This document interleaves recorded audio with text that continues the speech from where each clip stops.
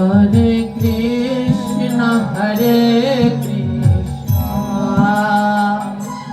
কৃষ্ণ কৃষ্ণ হরে হরে হরে রাম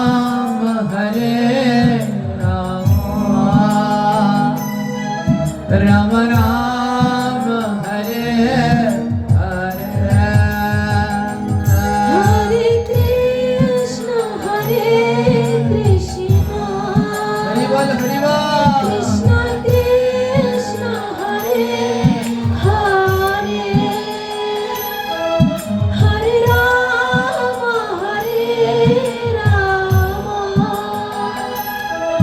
রাম রাম হরে হরে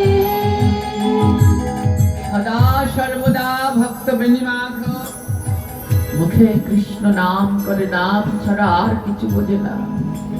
যেটুকু আয় হয় বাড়িতে এনে সেইটুকু রান্না করে ভক্তদের মাঝে, দুঃখী দারিদ্রদের মাঝে রান্না করে স্বামী স্ত্রী দুজন নিয়ে ভক্তদের দ্বারে দ্বারে যায়, দুঃখী দারিদ্রদের খেতে দেয়, ভক্তদের খেতে দেয়। এমনি করে তাদের জীবন কাটতে থাকে। দেখতে দেখতে 1 বছর গ্রামে মহামারী লেগে গেছে, কোনো ফসল হয় না, বিভিন্ন রোগ ব্যাধি লেগে গেছে, মানুষ অনাহারে ছটফট ছটফট করছে। আর এ জগতে ভক্তদের একটি গুণ কি, অন্যের দুঃখ দেখলে তারা কাঁদে। আর আমাদের গুণ, অন্যের দুঃখ দেখলে আমরা খুশি হই। আর যারা ভক্ত তারা অন্যের দুঃখে কাঁদে। ভক্ত বেনিমাধব গোবিন্দের কাছে ছুটতে ছুটতে গেলেন। কমলাক্ষ মন্দির একটি জঙ্গলের ভিতরে এই মন্দিরটি ছিলেন এক সময়। বেনিমাধব ছুটতে ছুটতে কমলাক্ষ মন্দিরে গেল। আর ভগবান কমলাক্ষকে বলল, প্রভু আমি কোনোদিন তোমার কাছে কিছু চাইনি। ও ভগবান, আমি তো বড় কাঙাল, আমার কাছে কোনো ধন সম্পদ নেই। গ্রামের মানুষগুলো না খেয়ে মরছে, ছোট ছোট বাচ্চারা ক্ষুধার জন্য মাকে ডাকছে, মা খেতে দাও খেতে দাও। এমন অভাব, এমন আকাল দেখা দিয়েছে আমাদের গ্রামে। ক্ষুধার্ত বাচ্চা ডাকছে, মা খেতে দিতে পারছে না, তাই মা গলায় দড়ি দিয়ে মরে যাচ্ছে। মা, এ জগতে যারা অভাবের মধ্যে বড় হয়েছে তারা জানে অভাবটা কত কঠিন। আর যারা সোনার চামচ মুখে দিয়ে জন্মেছে তারা কোনোদিন বুঝতে পারে না সুখ কি। যাদের অনেক কষ্ট করে পড়তে হয়েছে, পড়াশোনা করতে হয়েছে, জীবনে কত ঘাটে ঘাটে থাকতে হয়েছে, তারা জানে এটা কত যন্ত্রণা। ছোট ছেলে মেয়েরা এসে মায়ের কাছে খাবার চাচ্ছে, মা খেতে দিতে পারছে না, দুঃখে মা গলায় দড়ি দিয়ে মরে যাচ্ছে। এমন শোক প্রবাহিত হচ্ছে ওই গ্রামে। ভক্ত বেনিমাধব ছুটতে ছুটতে গোবিন্দের কাছে গেল, গোবিন্দ আমি তোমার কাছে জীবনে কিছু চাইনি, আজ চাইছি আমায় কিছু ধন সম্পদ দাও, আমাকে কিছু ধন সম্পদ দাও। আমার জন্য না প্রভু, ওই মানুষগুলো না খেয়ে মরে যাচ্ছে, কত ভক্তরা গড়াগড়ি করছে, দাও না প্রভু, আমি ভক্ত সেবা দেব, ভক্তের সেবার জন্য আমায় কিছু দাও। সারাদিন ধরে জঙ্গলের ভিতরে ওই মন্দিরে কান্নাকাটি করে সন্ধ্যা বেলায় ফিরে আসলো। ওই দেশের রাজা গন্ধেশ্বর, তিনি ছিল বড় নিষ্ঠুর। রাজ্যে এমন অভাব অনটন, কিন্তু রাজার কোনো সেদিকে খেয়াল নেই। রাজার একমাত্র কন্যার বিবাহ, রাজার একমাত্র কন্যা তুলিকা, পাশের রাজ্যের রাজপুত্র নারায়ণের সাথে তার বিবাহ। রাজা কন্যার বিবাহের জন্য আনন্দে মেতে রয়েছে।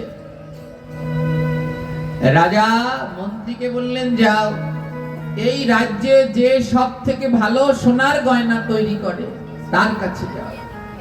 1 বস্তা মোহর দিয়ে দিলেন, যাও একটা সোনার কুলো বানাবে, একটা সোনার কলস বানাবে, আর আমার মেয়ের জন্য যত প্রকার গয়না লাগে সেই গয়না বানাবে। সন্ধ্যা বেলায় বেণী মাধব ভগবানের প্রার্থনা করে ঘরে ফিরেছে। এমন সময় মন্ত্রী এসে দরজায় করাঘাত করছে। এই বেণী মাধব, ঘরে আছো? বেণী মাধব দরজা খুলে দেখলেন রাজমন্ত্রী। প্রণাম করলেন, মন্ত্রী মশাই। প্রহরীদেরকে বললেন, যা রথ থেকে বস্তাটা নামিয়ে নিয়ে আয়। রথ থেকে বস্তা নামিয়ে বেণী মাধবের সম্মুখে ঢেলে দিলেন। নে, এই সোনার মোহর, আমাদের রাজকন্যা তুলিকার বিবাহ। ওর বিয়ের জন্য একখানা সোনার কুলো বানাবে, একটা সোনার কলস বানাবে, আর এই কাগজে লেখা আছে যা যা গয়না লাগবে সব গয়না বানাবে। আজ চৈত্র মাসের 30 তারিখ, 15 তারিখ আমাদের রাজকন্যার বিবাহ। আমি 10 তারিখ গয়না নিতে চলে আসব। 10 দিনের মধ্যে সব গয়না বানিয়ে দেবে। এক বস্তা মোহর দিয়ে মন্ত্রী চলে গেল। যখন মন্ত্রী চলে গেল, বেণী মাধব আনন্দে নৃত্য করতে লাগলো। ভগবান পরীক্ষা করে দেখলেন কেমন বিশ্বাস। গোবিন্দের কাছে গিয়ে চেয়েছিলেন, প্রভু আমায় কিছু ধন দাও যেন ভক্তদের সেবা দিতে পারি। ধন পাঠালেন, কিন্তু অন্য মাধ্যমে। ভগবান পরীক্ষা করে দেখছেন, দেখি এবার তোমার মাথায় কেমন বুদ্ধি। এক বস্তা মোহর দিয়ে দিলেন। বেণী মাধব আনন্দে নৃত্য করছে, আর তার সহধর্মিনী রমা দেবী বলছে, স্বামী তুমি এমন নৃত্য করছো? বলে, দেখো গোবিন্দের কত করুণা, আমার জন্য এক বস্তা মোহর পাঠিয়েছে। আরে এই মোহরগুলো কি তোমার? গোবিন্দকে এগুলো তোমার জন্য পাঠিয়েছে? এ তো রাজা আর রাজকন্যার বিবাহের জন্য দিয়েছে। বেণী মাধব বলে, চিন্তা করো না, ও থেকে 2-3টা মোহর নিলে কিচ্ছু হবে না। 2-3টা মোহর দিয়ে আমি ভক্তদের, দরিদ্রদের নরনারায়ণ সেবা করাবো। ওমা, এই জগতে সেবার থেকে বড় আর কোনো ধর্ম। আপনাদের এই পাশেই রয়েছে কাউখালী শ্রীগুরু সংঘের কেন্দ্রীয় আশ্রম। শ্রীমৎ দুর্গা প্রসন্ন দেব তার বাণীতে বললেন, সত্য, সেবা, নীতি, ধর্ম, জীবনের এই 4। প্রত্যেক মহামানবগণ পথ দেখিয়ে দিয়ে গেছে। বলে, জীবনে 4টি কর্ম করো, সদা সত্য বলো, সত্য, সেবা, সমস্ত জীবকে সেবা করাও, সেবা, নীতি, নীতি ঠিক রাখো, নীতি যেন ভ্রষ্ট না হয়। সত্য, সেবা, নীতি, ধর্ম, জীবনের এই 4। আজও কাউখালী শ্রী গুরু সংঘের আশ্রমে হাজার হাজার নয়, লক্ষ লক্ষ ভক্ত সেবা করে। কি সেবার নিষ্ঠা, আদর্শ না দেখলে বিশ্বাস করা। সেবার থেকে বড় ধর্ম হয় না। আজ বেণী মাধব তার সহধর্মিনীকে বলছে, চিন্তা করো না রমা, এখান থেকে 4-5টা